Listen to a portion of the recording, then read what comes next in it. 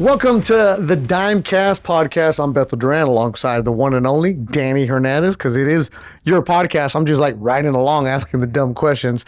So today's episode is going to be, how do I know I have a quarterback? Right? Everybody thinks, okay, my son is going to be a quarterback, right? You sign him up for flag football, you're 5, he's a QB, he's going to the NFL, but there's a long process. Yeah. All right, so let's get into this, Danny. How old are they when you start training kids?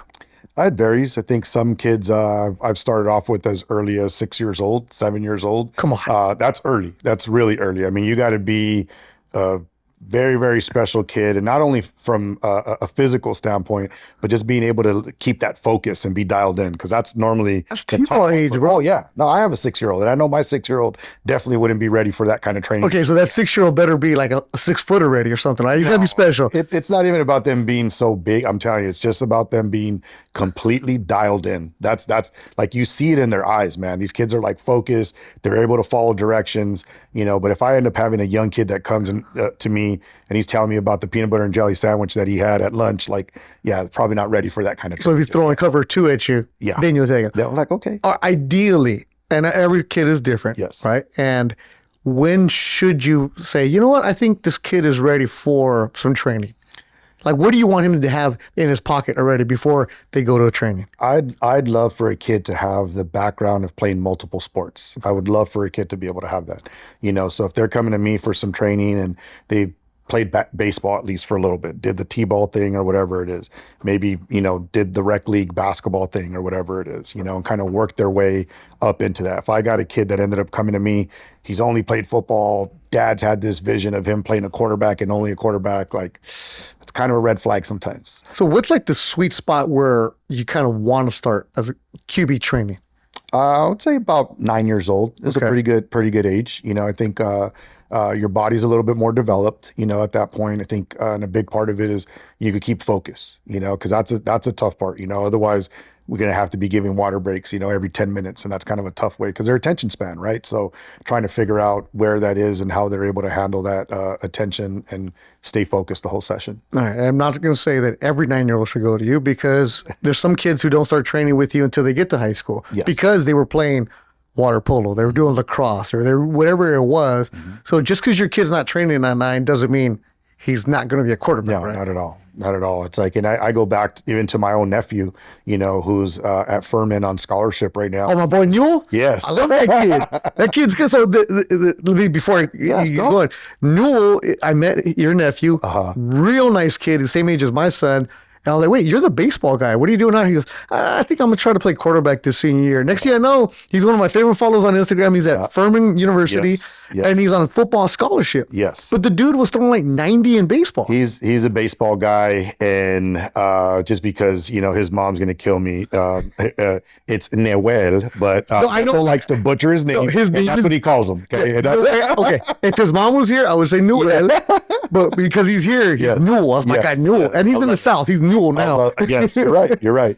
And, Also, 4.4 GPA. yeah, and he was a kid that, again, didn't play youth ball, didn't do anything. He didn't start playing football till he got into high school, and I knew he was going to want to do it, and he ended up getting it at that time. But again, he had the baseball background, he had the basketball background, so the kid was very athletic, and then finally got into the football side. And we, there was a little bit of a learning curve. We had to play catch up on certain areas of stuff, but physically, he was in a pretty good position. Yeah. So you're not training kids to go play Pop Warner or tackle football or anything like that. You're just training them to be a quarterback when they're 9, 10 years old, right? Yeah.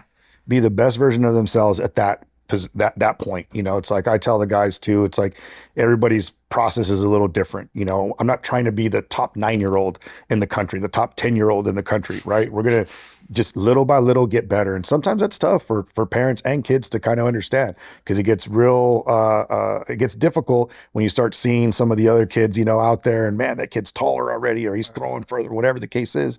It's like, hey, your process is your process, and understand that. All right. So a dad or mom says, hey, my kid wants to play quarterback. How do you know that the kid wants to be there, not the parent? So this is a tricky question right here. And this is one of the things that I always talk to parents about.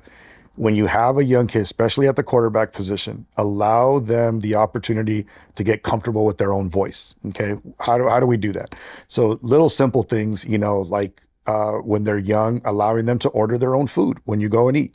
I know that sounds goofy, but it's something like as simple as that. It builds confidence, in a kid to be able to feel comfortable, and he's ordering those little chicken nuggets on his own, and he's doing that. And I have some kids, I try to do that with my own kid, whether he's going to be a quarterback or not, I don't know, but just I think it helps them build that confidence. So when they go to the drive-through, go to drive-through, order your own. Lower the window, order your own food. Yeah, order your own food. They come and they're asking everyone takes their order, and you let them know what it is that you want. Because a quarterback's going to be marking orders. And you have to be, again, comfortable with your own voice, comfortable communicating with people, and to be able to do that kind of stuff. And I think that's an easy way to start them off with that process. Real? Okay, that's interesting. Yeah. Okay. So what if a kid shows up and he doesn't want to train? Then normally what I'll end up doing, I'll do my best to try to keep things fun, with the kid. Cause at the end of the day, this is fun, and I don't want them to feel like this is this crazy, work. And am I going to get a scholarship off of my workout here as a 10-year-old and everything like that? Don't want it to be that. Want them to, again, have a great time when they're doing stuff. If after the session, it looks like they really weren't dialed in, I'll give the family that information and just say, hey, maybe you should continue to do some stuff in the backyard, kind of work your way into things. We could even do some video stuff, but maybe not quite ready for this type of stuff just yet. This is why I like asking this right now. We're going to get to the high school and everything else. And by the time you're a teenager and you got 8,000 offers because you're a 5-star all over the country, including Alaska, right? We're going to get there. But this is why I love asking, because I've gone to some of your sessions and I see the kids who are in elementary doing work and like, wow, you can see the kid who had that voice. But then I might see some other kids. For example, a friend of mine, I sent him to you, and his kid stud baseball, stud basketball, was only playing flag football, and then said, hey, Dad, I think I want to try. The dad's still hesitant about having his kid even play tackle. And they're like, maybe in high school you'll do that. Yeah. But you get there and you're realizing that other kids are more advanced than you, but the other kids look like robots. And how is it where a kid has to say, I want to be here? The dad's forcing it, but the kid's not too sure. And sometimes kids just want to play football. They don't want to train. Yeah. It's tough, and you definitely don't want to burn these kids out, right? I mean, and again, you have to be able to say, just because one kid is doing one thing, that doesn't mean you're going to do the same thing for your kid, and again, sometimes that's tough to understand right out the gate. And I just tell the parents, like, guys, check in with them, have those conversations. Are you having a good time? And like, I'll see the kids too, like, hey, are you having a good time? Is this fun? And in my style of coaching, I try to keep things loose, right? I mean, we're going to be serious. We're going to get work in, but at the end of the day, I want them to leave feeling like, man, I had a good time. I can't wait to go back. Because it's 2024. The specialization of trainers is just completely different from 6U soccer to T-ball. Like, I mean, there's travel ball now for, for everything. And it's like, it's a big money grab, and you're spending a lot of money out there, myself included. My son played basketball, my daughter plays soccer. You know what you're paying for. Sometimes you don't get what you pay for. Sometimes you can't force it, because is your kid the one that wants to wake up at 5 a.m, or are you waking up at 5 a.m? It's a big, but when you start realizing that the kids want to be there, all right, let's fast forward a little bit. Now we got, let's look at the junior high age, right? When they're a little bit bigger, a little bit stronger, 6th grade, and you're there, right? What's the best advice you can have for those middle school parents as their kid is evolving and saying, you know what, I do like playing football. Yes, I do like being a quarterback. What should those kids be doing? Well, from a training standpoint, again, I don't believe you should burn them out. Okay. So let them. All right. So how often do they go to Danny? Everyone's a little different. I have some kids that I might see once a week. I have some kids that I'll see 3 times a week, and I have some kids that are on that level. I go back to thinking about, where Bryce Young was, in junior high, and he was a guy that was working out with me probably 3 times a week, but also played basketball. So it wasn't like football was the only thing. He was going and doing, basketball probably just as much, if not more, and we'd train, maybe 3 times during the week. And then he'd have, I don't know how many different AAU basketball, games going on in the whole weekend, so you still have that balance. But he wanted to do that. He wanted to do that. Oh, 100%. No, he wanted to do that. And again, I think. And you encourage that if kids want to. 1,000%. It's like, I'm not a firm believer in in specializing too soon. I really feel that there's things that you could learn from all these other sports, get involved with all these other sports, just some of the movements that we do, some of the pocket movements that we work as a quarterback. Guys that have a basketball background just have better body control. I love the way they change speeds and everything and just have control when they do it. Baseball, there's just so much things that. Yeah, you post a lot about baseball, like shortstop, their hand, just their hips. The quick hand speed, just getting lined up when the ball comes out, whether you're hitting or whether you're fielding, there's so much stuff that translates over to the position. And I think it's a great way for kids to continue working on that. If quarterback is their dream and their goal, they're continuing to work on that, but they're not getting burned out. All right, now you're again, credit to you. You're not cheap because you're working with elites. Yes. When you were starting off, you were cheaper because you're working with anybody, right? But that's just the business it is. I respect you for building your business over the years.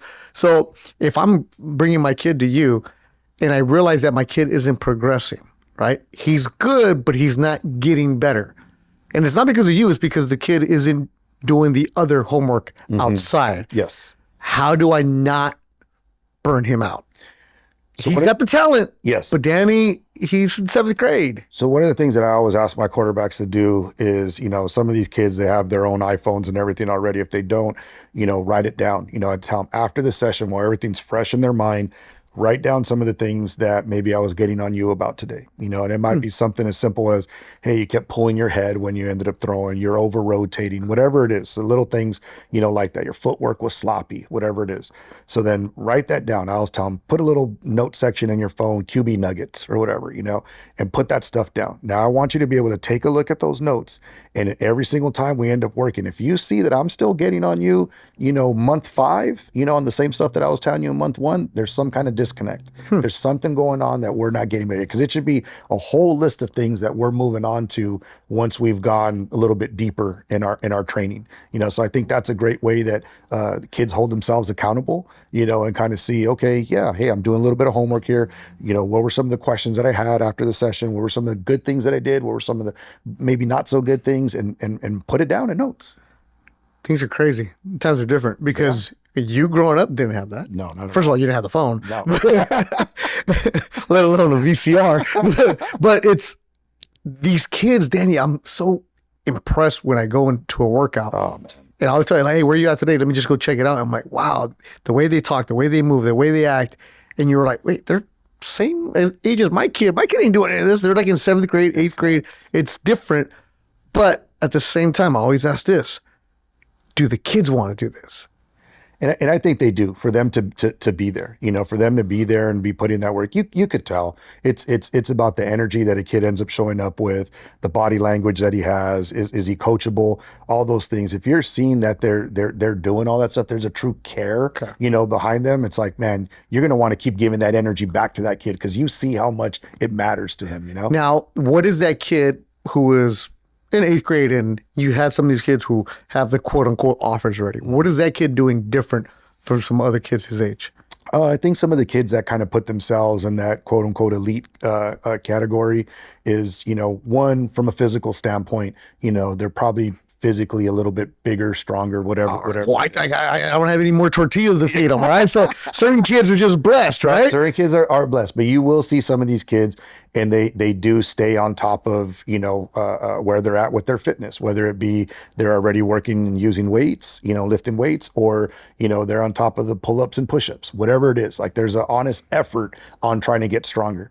Some of these other guys too, it's like, they're doing something to try to be a little bit faster, whether they're working with a speed coach and working agility stuff, whether they run track, whatever it is. So now from a physical standpoint, you see that, okay, there's something a little different, with that kid. The other thing too that we've tried to do is just kind of try to introduce them to a little bit more of just overall football, so these kids were doing Zoom sessions with them, they love watching stuff, outside of just the training and throwing, right? Now it's like trying to get better on the mental side, and these guys have an understanding and want to keep on just getting better because they feel like if I'm not doing, that guy's doing it. So I got to try to keep my edge, over here. Yeah, this isn't because if you're watching this podcast, you know who Danny is, you know who he trains, who he's trained in the past, and what he can help you do. So this isn't for the parent like, oh, my kid just goes and plays on Fridays and that's it. Like this is next level because the kids that you're training when they're in junior high are looking at, I'm going to high school, I'm gonna be a varsity stud. Like that's their attitude, isn't it? It's like that's what they want to be. Oh yeah, no, they have goals, and and a lot of times when I talk to the kids that I work with, and said, hey, guys, we have these goals. I don't care about you just being the best kid in your school or in LA or even in California. Like we're trying to be on a national level, here. Now, again, that doesn't mean that I'm not going to work with a kid that might not be at that elite level. Maybe the kid that I'm working with, high school is his absolute ceiling, and I'm going to do everything that I possibly can to make that kid the absolute best version of himself for those 4 years that he's in high school. And that's what you do. You push them because you also have the mental skills coach with you. You have kids, and I see that you guys are your warm-ups, your dynamic warm-up. If you ever see me, the warm-ups, this stuff, right? When I go cover Rams training camp or football, and I see the quarterbacks doing this stuff, I always send Danny the video. I'm like, what are they doing, bro? They're doing all this. Like, it's like looks stupid, but it's now like the thing, right? Well, the whole idea is, you warm up to throw, not throw to warm up, right? Like back in the day when we started, get warming up, and you just start throwing, stretch, you start throwing. The worst thing to do. Yeah. So now it's like, okay, let's get our body together before we end up doing that. So you're not just teaching them like the mechanics, you're teaching them the whole encompassing of what it takes to be. Yes, doing our best to try to get them on all levels. One of the biggest things that we talk to our quarterbacks too is what's the main thing that we want to end up having. And we say, guys will say leadership and all these other different things, which are great. But we always talk about toughness. And that toughness, there's so many different layers to that, right? It's physical toughness, it's mental toughness, emotional toughness. Because if you're going to play this position, you got to be tough. When should my kid be playing tackle football? Again, that varies, for everyone. I don't believe that they have to start off playing tackle football by 8, 9 years old. Okay. I did that as a kid and I had an amazing time. All right. I've worked with kids that haven't gone that route to do that. Again, I think you have to, because there's a lot of your kids also, they only play passing league, right? They'll have 7-on-7. Yeah, they'll end up doing that. And here's the thing too, that I'll tell parents that their kids are really young. When you're trying to play tackle football at an 8, 9-year-old level, don't think you're going to be throwing the ball 20, 30 times a game, because you're not. Yeah. They're handing the ball off the entire time. Understand that part of your football journey, the kids are going to learn, confidence, learn to be good teammates, be good leaders. They're going to do all that. The passing is going to be next to none. It's tough to pass at that level. As they get a little bit older, now you have the 7-on-7 stuff, so that they could work on those skills in that world, But as they get older, then obviously they're going to start passing a little bit more. Like the Friday Night Lights, like the Liner has a league in Southern California, the 7-on-7, they do it all over. Like, I like that because look, nobody likes to get hit. It sucks that no matter what age, you might bounce back earlier when you're younger, but no, it sucks. You don't want to get hit. It does. And especially, again, at that. Because that can be discouraging too for a player. 100%. It's like, and you'll see a lot of times we're working on a lot of movement and off-platform throws with our kids. And I always tell the kids, like, I understand your guys' situation at this level. You guys don't have the greatest offensive line, so now what's going on is these kids are running for their lives, a lot of times. So that's why coaches, you're probably moving the pocket a little bit more to give them the opportunity to pass, because you're not going to have these linemen staying there holding blocks, for 4 seconds. It's not going to happen. So you don't have to play tackle football to be a good quarterback. When at the youth level, you do not. I think if they end up playing flag, I think it's great. If you get involved in some kind of 7-on-7 organization, that's great.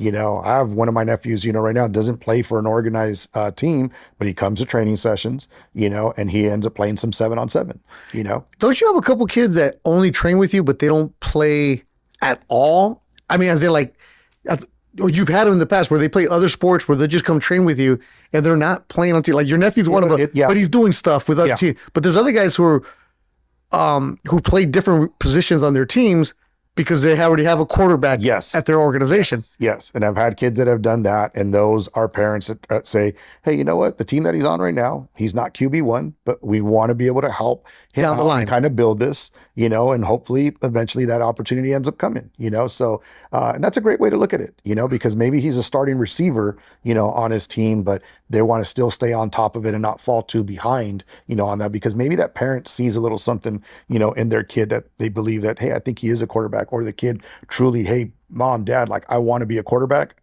not on this team, but maybe eventually I can Like, become girl, one.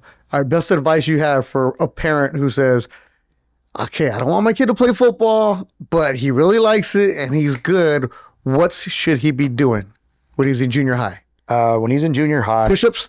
yeah, push-ups, sit-ups, eat the crust on your peanut butter and jelly sandwich, all that good stuff. Yeah. No, I mean, the things that they should be doing is something to work on their craft, whether that's them working with a coach, whether that's them playing on a flag team, whether that's some kind of 7-on-7, whatever it is. Okay. And what I always want to remind the parents on is to enjoy the process, with this whole thing. His journey is going to be different than his journey, and you got to understand that. And that's tough, again, for parents to understand and for kids to understand sometimes, so enjoy everything, because we don't play this forever. It's gonna go, and you're done, and you're gonna miss these games, and you were so caught up in all these other things that probably weren't that important. Really enjoy that time with your kids, because it's a great time. Now, there's your camera right there, your ISO shot, Danny. You're learning about the technology, the ISO for you. For the parents who've trained with you and they get to ninth grade and they don't have any scholarship offers, your advice to them is? Stay process driven. Just continue to keep getting better, keep working on your craft. And if it's in God's plan, it's going to happen for you.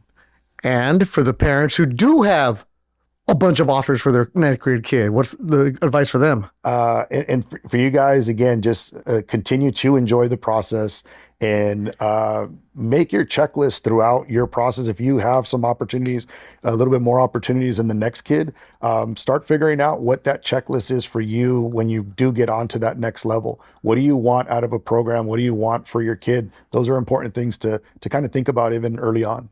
Quarterbacks are different. They're the alphas, or at least they should be. They should be. They should be the loudest voice in the room. But they can also, I'm not going to say who told me this, but they can get full of themselves. They can. Especially when they're in junior high and everybody's telling them they're amazing. Yes. The best advice, there's your ISO camera again, Danny. The best advice to a QB who started to feel himself. I tell all the kids this all the time: make the main thing the main thing. Okay. Don't get caught up in, your cute little IG posts and how many followers you have and everyone telling you you're the greatest and you're doing your little dance moves from your 7-on-7 and everything. Don't get me wrong. That's fun. Have a good time. Okay. But make the main thing the main thing.